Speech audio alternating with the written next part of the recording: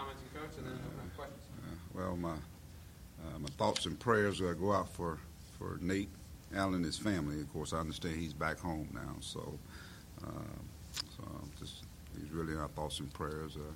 He has a complete healing, and hopefully he's in all you guys' prayers. Okay. This time of the year, it's basketball season, and I can tell. I set my alarm for a certain time, and I wake up around 5 o'clock in the morning, and my mind and is racing. It's racing about things that we need to get done, things we got to get done to get better. With this basketball team, we certainly have a lot of experience coming back. With 6 guys that are seniors, and then you had CJ and Adrio, but then you also got some new parts to it as well. And I think the sooner we get those guys to mesh with the older guys, then I think we got a chance to have a real special team. I really believe that. But the process is ongoing, and people got a chance to see glimpses of that in the red-white game, which I look at as being just kind of like a glorified just scrimmage, guys. And so I don't put a whole lot into it. But at the same time, you can see there's some potential there, some possibilities in terms of different lineups. We got some more versatile parts to go with what we're doing. We're a little more athletic, but now we kind of zero in now on how we want to play and who are going to be those guys that are going to be playing. And that's what the playing season, the exhibition season, gives you an opportunity to really work with a lot of different combinations and see guys under the lights, camera, and action, with fans, and you're playing someone other than yourself. So to me, it'll give me a gauge of guys as they go out and maybe get their nerves out, get the high school guys, get their nerves out, even to get returning guys. Because remember, we got some guys now that are returning in different roles now. For instance, a guy like Trey Thompson, he's always been a complimentary player, and he's done well in each and every year. I think he's taken on a bigger and bigger role on our team. Well, this year, he's got one of the bigger roles now, and hopefully that's going to be one that's going to be a leader for our basketball team, and continue to do the things that he does to impact a basketball team. When you look at Macon and Barford, those guys came in as junior college All-Americans, and now they're trying to make the transitions to major college basketball, and I thought they did, and they did it in a pretty good way. And now they are guys that now there's going to be targets on them, as they've gone out and represented us at the SEC Media Day. And, of course, I think it's a great opportunity for those guys to continue to show what they're capable of doing. So, again, you got a lot of different guys now going to be in different roles. But we're looking forward to playing Central Oklahoma, coached by Tom Hankins, a young man that I know he's from Tulsa. I used to coach at Oral Roberts. And it's a team that's going to come in here with nothing to lose. They got a lot of transfers. I think they won like 17 games last year. They returned about 4 or 5 guys. So it's an opportunity for us to play someone other than ourselves. And so I'm looking to see, who does what with the minutes that they're given. And I always look for efficiency. I want us to be a team that's going to hang our hats on our defense, and hopefully we can cause a lot more havoc this year with our defense. And that's something we're really working on in practice each and every day. And so we'll see the different lineups, so who can come out and who can perform. But I also want to be a team that's going to be one of the top teams in assists. The teams I've always been associated that have been really, really good, they share the basketball. And we've got some guys that obviously we know they're capable of scoring. Our guards are really, really good. Now, to me, our forwards are going to have to showcase what they're capable of doing. The Treys, the Dustin Thomas, and, of course, you got the Daniel Gafford, Adriel Bailey. Now he gets an opportunity to showcase what he's capable of doing. And of course, once Cooks, hopefully he won't be playing in this game. He's still out. So it gives opportunities for other guys to showcase it. So I want us to be a team that, make that extra pass. An exciting team, fast, exciting, athletic, just play and having fun. So I'll open up for questions. You guys can raise your hand. We got Mike Dave. Mike, you got any idea who you're going to start? And when you substitute, will you maybe like 5 for 5, or will it be more like a real game substitution pattern? I ought to let you make that decision, Bob. That would be fun, wouldn't it? Huh? You don't. Right now, I don't know who's going to start it. It'd be a game time. It'd probably be quite a few of the guys that have been here, I think. But I hadn't really just pinpoint who's going to start. But you can probably pencil in Darrell and Barford, possibly Anton, Trey, and I don't know where I'm going from there. So, but I hadn't said in my mind who's going to start. But you'll see some platoon. That's what you're talking about. You'll see some of that platoon just to see how guys work with one another, and then it probably calm down in the second half where we put the guys out there that that are going to be, I think, the core guys. You always got to have that core group of probably about 8 or 9 guys. And but with this team here, you keep going on down the line. You got multiple guys that can. I don't think there's a whole lot of difference in some of the talent level in some of these guys, and so therefore this is an opportunity for me to put those guys out there and see what they're capable of doing. Kind of like you talked about, obviously it's an exhibition, so it gives you a chance to sort of experiment with different lineups.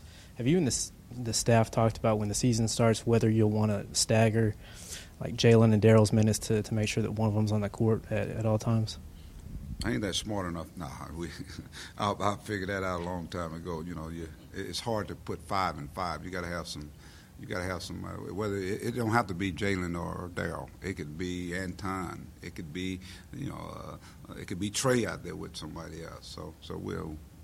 I think you saw more of that even last year. The hardest thing sometimes to do is to platoon them. But there are sometimes you put them out there and things. They do a good job. So, but I think the more depth we have, I think the better our basketball team's going to be. Coach, what impressed you the most from Daniel Gafford in the red-white game? I keep saying, his energy for a guy that size, athletic. He does what we ask him to do. He's going to outrun most big guys down the floor. And the biggest thing we're going to need is not only just Daniel, but we're going to need other guys to do it. But he rebounds the basketball, and he rebounds it up. He rebounds above the rim. And if he going to catch anything around that basket, he's trying to dunk it. I love that part about it. But I just love his energy, and I love that he's a sponge. He wants to continue to get better. He's listening in on everything that we're doing, and since he's been here, since this summer, he's gotten better. Since this fall, to this point where we are, the things he's been doing in practice, you saw some of that on display, and so he's just got to continue to work and get stronger and just figure things out as we go. Coach, how do you measure success of your program? Do you measure it by playing good every year, or by the ultimate goal of winning the SEC? What now? How do you measure success of your program? Do you measure success by playing good every year, or by winning the SEC tournament? I think when you build your program, especially when I got here where it was, you want to get better each and every year. And so I want to get better from last year. And to me, that's the biggest. And then, of course, playing some of our best basketball at the end of the year. I think that's the biggest key. Obviously, to do what I want to do, which is win a national championship, you got to be lucky. You got to be good, first of all. And you got to be lucky. You got to be free of injuries, things of that nature. But I just think when you got a team that's going to go out there and give everything they got each and every night, to me that's part of it. But then not only that, what are they doing in the classroom? Or guys graduate? Are they good citizens in the community? And obviously, we've had some kids that, they're all going to make mistakes. But how do we deal with that?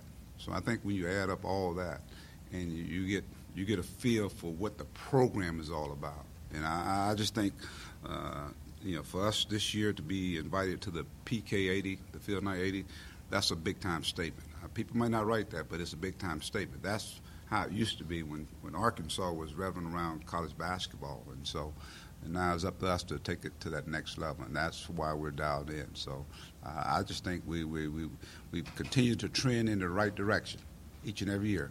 Even when we had the 16-16 year, we didn't back away from doing what we always have done.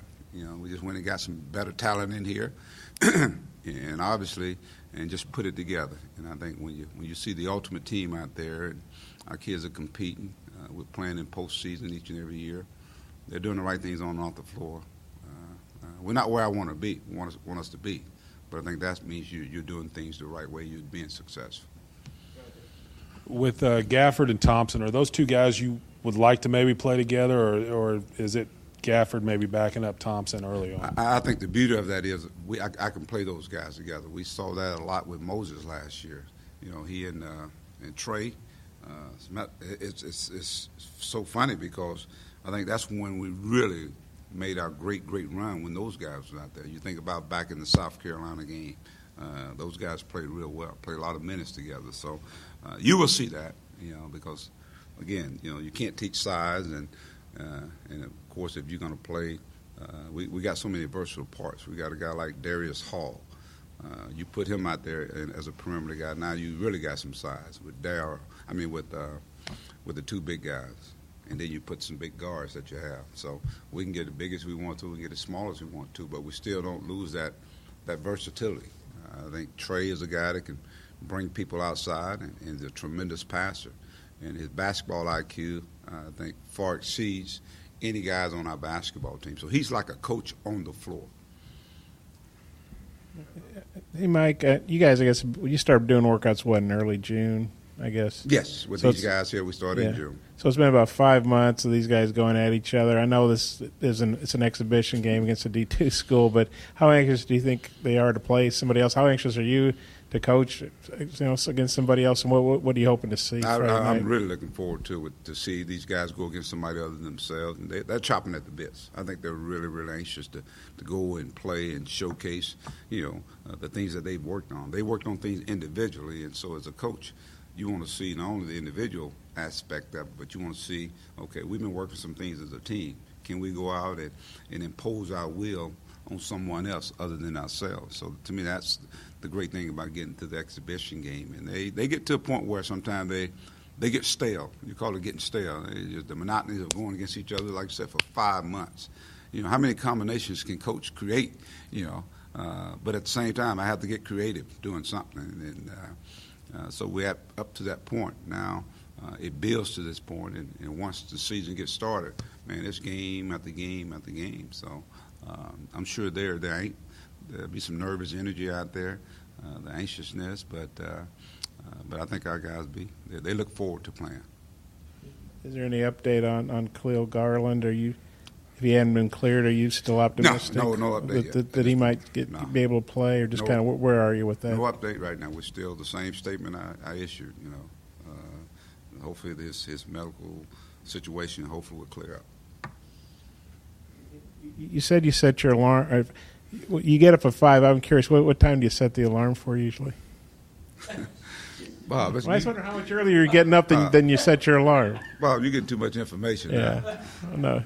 No. Just work with me. I think I actually had it set this morning for probably about 6:45. Okay. And for some reason I woke up like 4:45. I mean, I'm like this here, and then I can't go back to sleep. So I watched 3 episodes of a sitcom. Then what I do during the season, I'll be watching games. I watch some tapes and films, and because I can't go back to sleep. But my mind's racing about things that we've got to get done, and what I want to work on with these guys here. So it just, like I said, when you've been doing it for so long, it just your body, it just tells you the leaves are changing, it's getting cooler outside. So that means basketball season is right here. Anything else, Coach? Right on your bell. Pass the mic, Bob. What sitcom? Huh? What sitcom were you watching? Bill Soccer from Europe? Huh? Bill Soccer. What sitcom? Yeah. What show were you watching? Huh? What show were you watching? I was watching a sitcom called Blackish. Okay. It's called Blackish. It's really funny. You guys have maybe only 10 scholarship guys at the beginning of the year. Like if Orlando can't go and say it again now. We what now? If Orlando and Khalil can't go at the beginning of the year, you only have like 10 scholarship guys. How confident are you maybe that Gabe is somebody who can contribute, and where do you see him fitting in? Because he's kind of a combo guy. That would be 11, right? Would that be? Well, I mean, Jalen has to sit Okay, out. that's right. So that's 10. Yeah. So what you're saying? How comfortable I would be? With Gabe, like, is he at a point where he could maybe play I'll and tell you what, contribute? he's really come on. He took a fall the other day, and I thought it kind of set him back a little bit. But he fell on his back, and I mean, it was really, he was out for a couple of days. But no, I just think with what he brings to the table, a guy's size, he can really move his feet and guard. And the thing I love about it, he's not afraid. So no, I wouldn't be afraid at all putting him out there, and he can spare some guys a couple of minutes. No, I'm not. I wouldn't be afraid of any of these guys going out there. So that's why I said, with some guys that are out right now, it provides these other guys opportunities to really have a chance to play. And like I said, we'll jump right into that schedule real quick. So it'll be some valuable playing time for them.